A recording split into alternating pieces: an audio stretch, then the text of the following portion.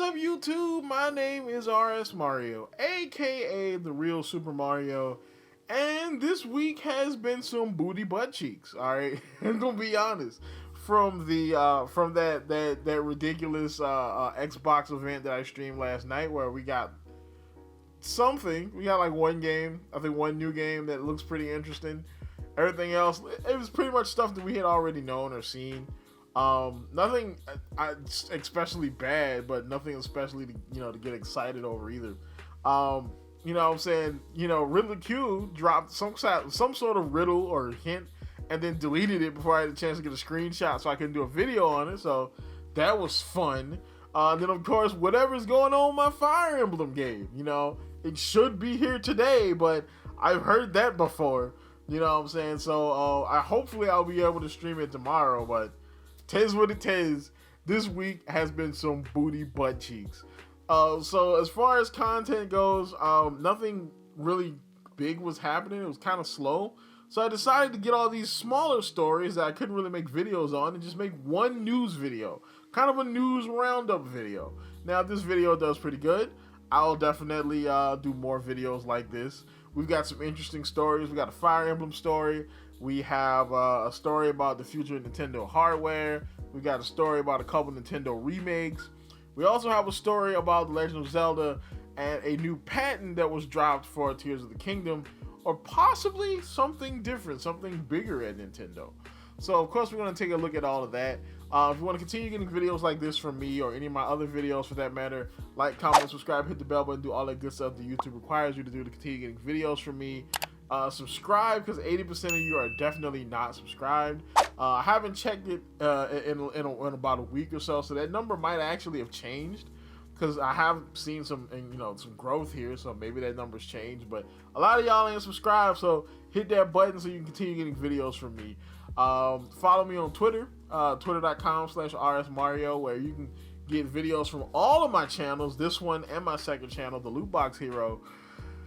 Let's get into the news. So, we're going to start off with a good old Fire Emblem story. So, now, of course, as far as Fire Emblem on the channel, I should be getting my copy today. You know what I'm saying? That's what, all things have indicated. So, I should be getting my copy today. I don't know what's been going on with, shipping and just trying to get this game. It's been weird. None of my local retailers had the game. You know what I'm saying? My GameStop had one copy and it was a pre-order. The Walmart that I usually go to get games did not have a copy. So I had to literally buy the gen and get it sent in to me from a different GameStop. So it should be getting it today, but it is what it is.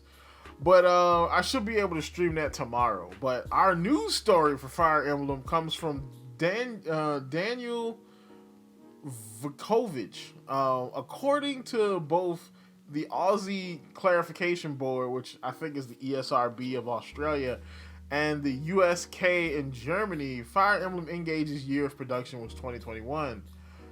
Technically, the German page says test date. It could be that Nintendo sat on this game for a while. So basically what he's saying here is that this game was probably finished at some point in 2021, and then Nintendo held it for a year and some change and released it in 2023. Now this is something that I kind of believe. I kind of figured that this was a thing. They have the little industry details page from the Aussie Clarification Board here, and it says year of production 2021, classification date September 14th 2022. So I guess this is when they actually got around to testing it for release now this year. But yeah, I can see them doing that. I can see Nintendo getting this and then sitting on it. Because remember, this game was probably supposed to come out in 2020, somewhere around that time period, or maybe even in 2021. But COVID actually delayed production, and, Three Hopes came out. So they didn't want to kill that game. You know what I'm saying? So why have a completely different Fire Emblem game come out between Three Houses and Three Hopes? So they just held this game until there was a gap, and that gap is filled now. Now, of course, I do have a video talking about the future of Fire Emblem games, where there is probably another Fire Emblem game in the works, if not almost done, that is probably a remake of, one of the older Fire Emblem games. So that's a thing to think about. You can check out that video as well. So then we got a different video. We got Marco Mero, somebody who I have talked about in the past. He says, about F-Zero, yes, it's coming back. I heard about 2 different projects since early 2022.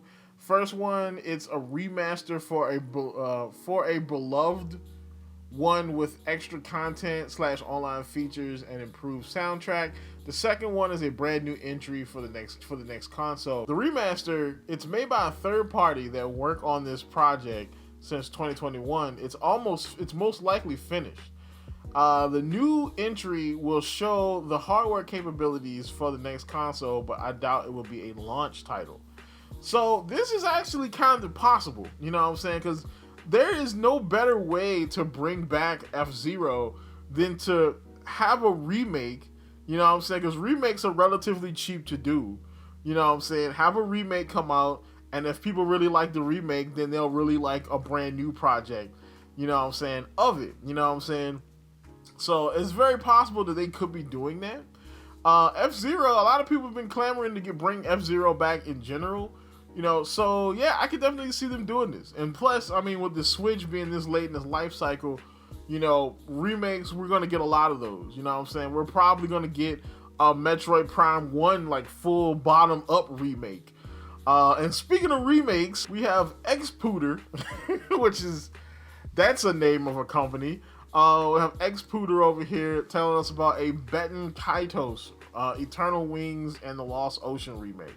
So if you are not an old person like me, you have no idea what this is. But Baten Kaitos was one of a series of projects from third-party companies that came out or are supposed to come out on Nintendo GameCube. I don't think all of them came out. I think Baten Kaitos came out, and then I think there was another one, product number 7, that was coming from Capcom or something. There was supposed to be 4 games that was supposed to come out from these different Japanese developers, and I think only 2 of them ever came out because the GameCube was a weird time in Nintendo's life.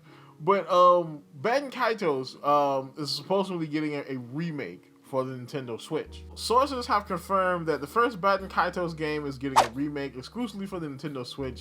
Xpooter has seen graphical evidence of the title under development, but is unable to share any of it publicly at this time.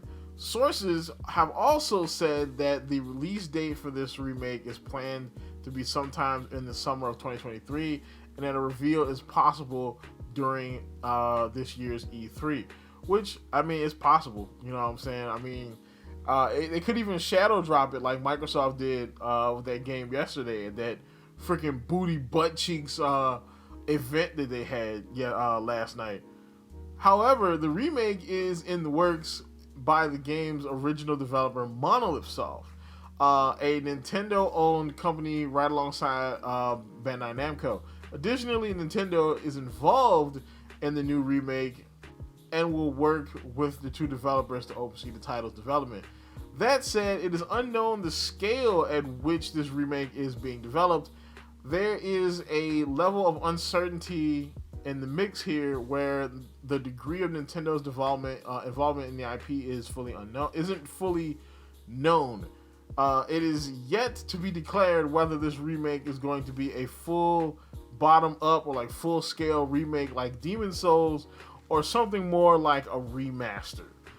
It's worth mentioning that Namco Bandai filed trademarks for both games, Baten Kaitos Eternal Wings and the Lost Ocean, and the sequel/prequel Baten Kaitos Origins a little over 2 years ago.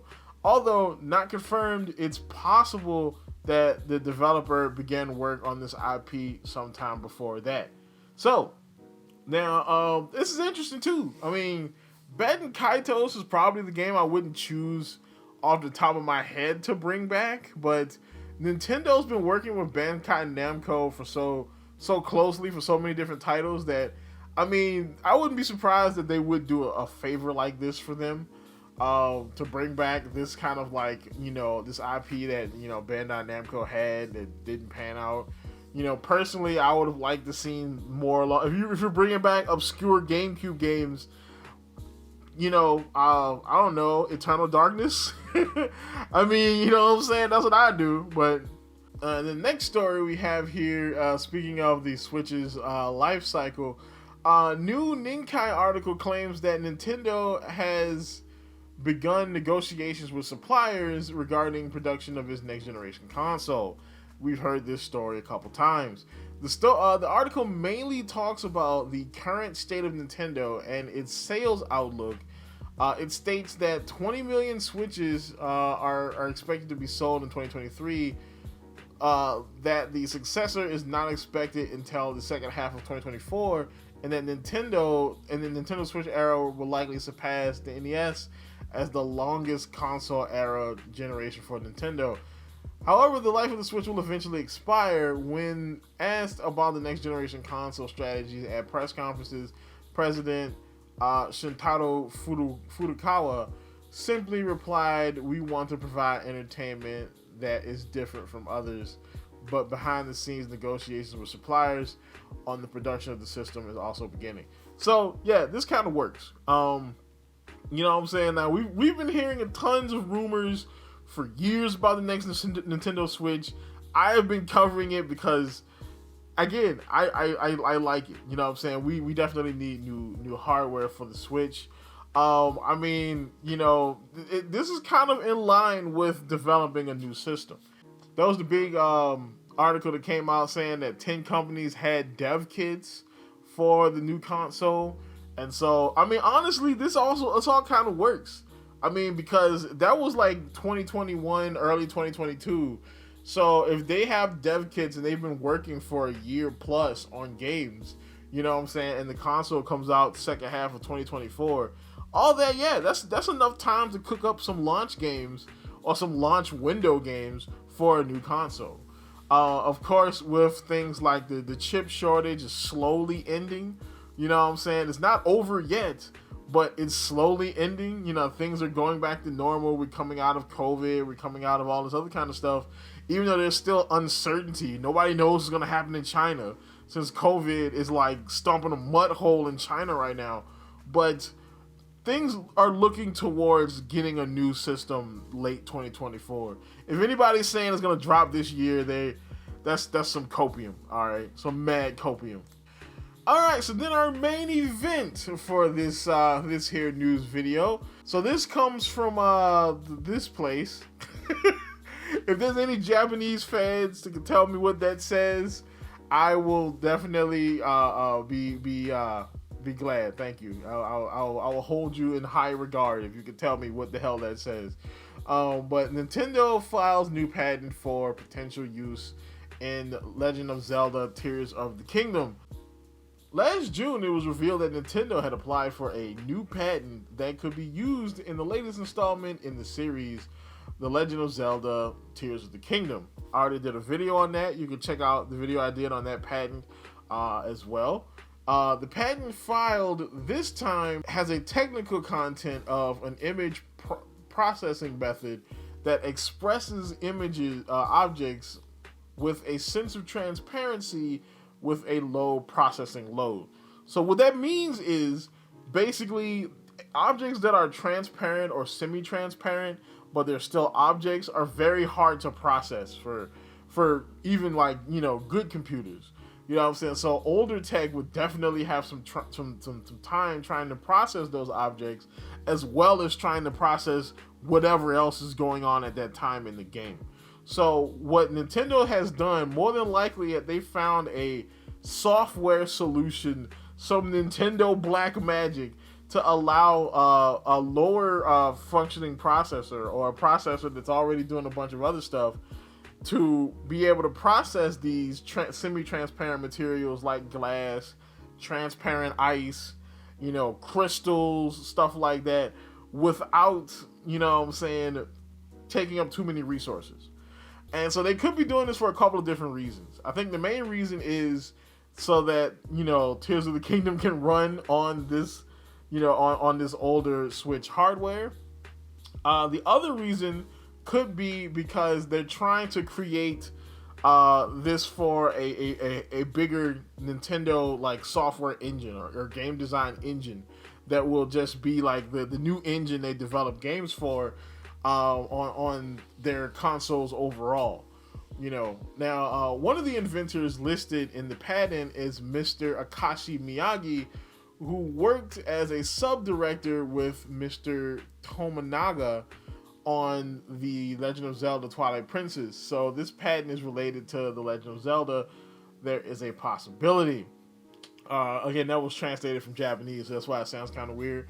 But yeah, so there is a possibility that this could be for Tears of the Kingdom in order to get it to work better on the current gen Switch. I think everybody saw how, everybody saw what happened with Scarlete and Violet at launch, and it was like, yeah, we don't want to do that. We don't want none of that smoke. You know what I'm saying? Let's try to find a way to make this work on this console.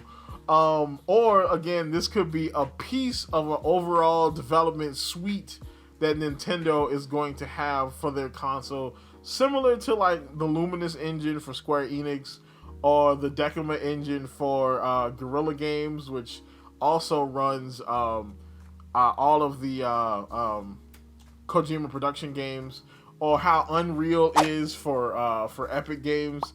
That's their, at most big studios, most big companies have an internal game design engine that they run. I mean, the Frostbite engine, if I'm not mistaken, is Ubisoft.